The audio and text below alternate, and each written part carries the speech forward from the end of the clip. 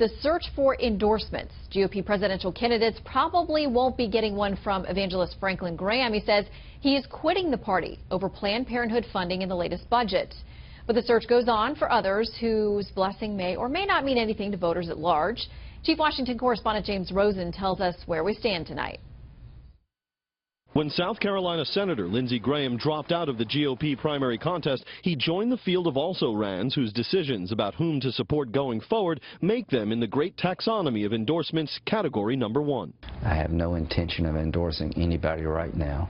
Yet even more coveted probably is the support of Graham's chief booster, Senator John McCain, the 2008 GOP nominee, whose endorsement is considered potent in the Granite State, where he trounced George W. Bush in 2000 and outpointed Mitt Romney 8 years later. It's possible he could influence the outcome of New Hampshire. On the other hand, that would be taking a risk given how uncertain that sort of establishment group is in New Hampshire right now. That brings us to category number 2, former GOP nominees. We know who these two support. Ditto for Bob Dole, the 1996 standard bearer, who's also come out for former Florida Governor Jeb Bush. The press loves to see whether a politician endorses another. Prominent politicians make up category number 3, while House Speaker Paul Ryan has rebuked frontrunner Donald Trump for advocating a temporary ban on Muslim immigration. What was proposed yesterday is not what this party stands for.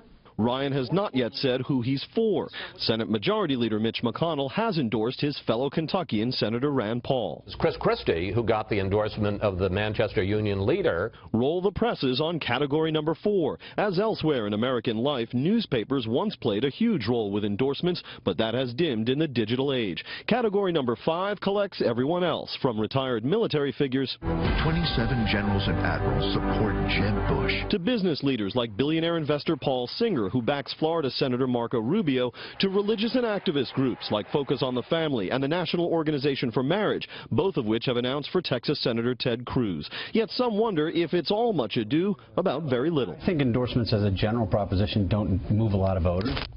Indeed, the key calculation that issuers of endorsements make when deciding whom to support and when is whether their endorsement will have any impact, or even more important, be seen as having some impact.